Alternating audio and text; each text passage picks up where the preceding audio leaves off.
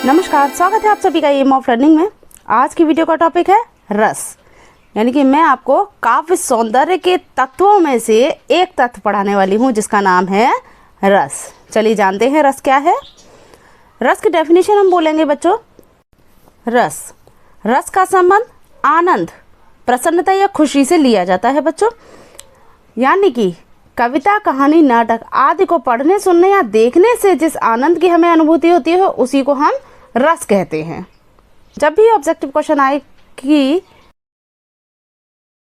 तो काव्य की आत्मा है रस। ठीक।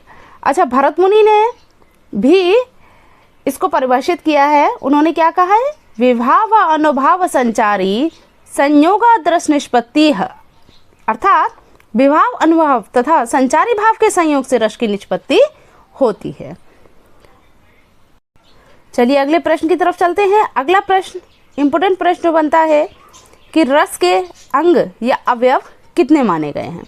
तो रस के अंग या अवयव कितने होते हैं? 4।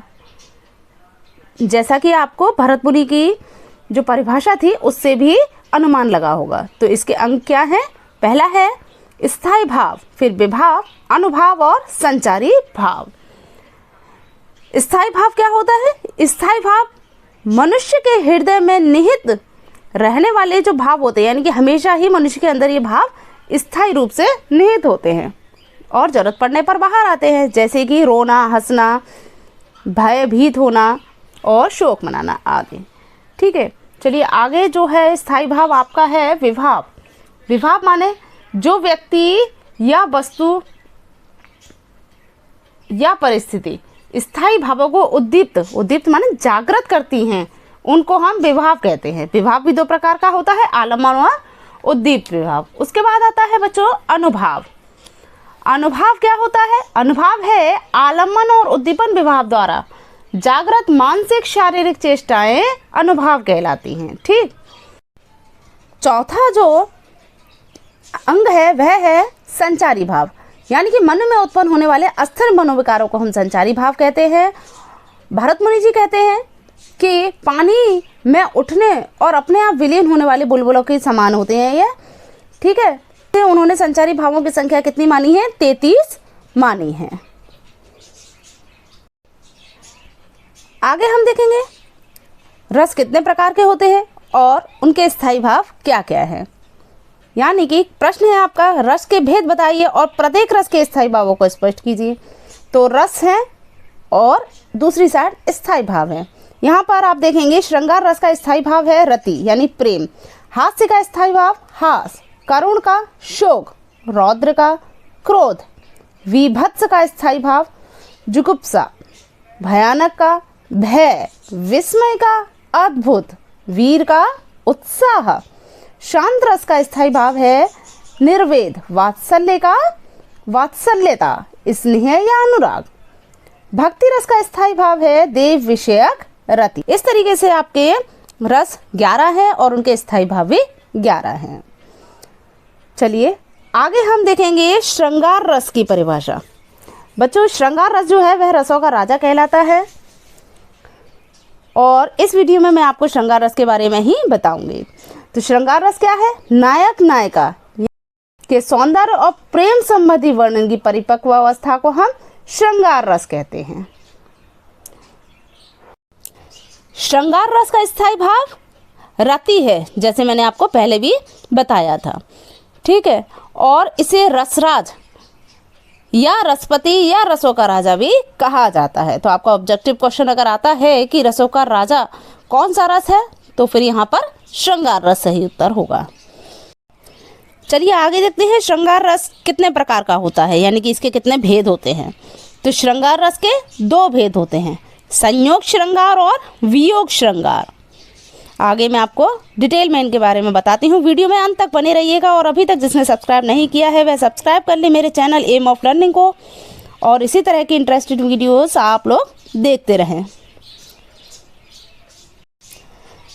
चलिए सबसे पहले आता है संयोग श्रृंगार। इस तरीके से बनते हैं कि संयोग श्रृंगार किसे कहते हैं, उदाहरण सहित स्पष्ट कीजिए और स्पष्टीकरण भी बताइए। तो यहाँ उत्तर है बच्चों कि संयोग श्रृंगार इस रस में नायक और नायिका के संयोग यानी कि मिलन की स्थिति का वर्णन होता है, इसीलिए इसमें संयोग श्रृंगार होता है, जैसा कि इसके नाम से ही ज्ञात होता है। ठीक है, उदाहरण देखेंगे हम। बरसत लालच लाल की मुरली धरी लुकाए, सौह करे भौहेन हंसे, दैन कहे नट जाए। इसमें राधा और कृष्ण के मिलन का वर्णन है। इसका स्पष्टीकरण मैं आपको बताती हूँ। यहाँ पर बच्चों स्थायी भाव क्या है? रति। विभाव आलम्बन इसमें है कृष्ण, आश्रय है राधा, और उद्दीपन क्या है? बात करने की लालसा यानी कि इच्छा। अनुभाव है बांसुरी छिपाना, बहुओं में हंसना, मना करना, यानी कि जो लुका छिपी की जो क्रिया हो रही है वह सभी अनुभाव है।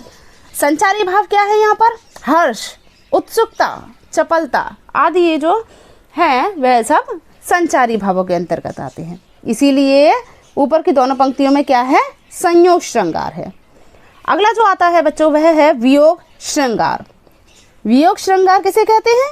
वियोग श्रृंगार है नायक और नायिका के जहाँ पर बिछड़ने या वियोग का वर्णन होता है, वहाँ पर वियोग श्रृंगार होता है। इसका उदाहरण है निस्दिन बरसत नयन हमारे, सदा रहत पावस ऋतु हम पे, जब से श्याम सिधारे। जब कृष्ण जी मथुरा चले जाते हैं तब गोपियों की क्या स्थिति होती है, इन पंक्तियों में वही दर्शाया गया। तो फिर इसका स्पष्टीकरण क्या हुआ कि स्थायी भाव यहाँ क्या है? रति है, आलम्बन कृष्ण है और आश्रय हैं गोपियाँ, उद्दीपन पावस ऋतु। अनुभाव है नेत्रों से बरसना, संचारी भाव है दैन्य विषाद आवेग आदि, ये सब क्या है? संचारी भाव है। तो इस तरीके से बच्चों मुझे आशा है कि आपको संयोग श्रृंगार पूरी तरीके से समझ में आ गया होगा और रस भी समझ में आ गया होगा।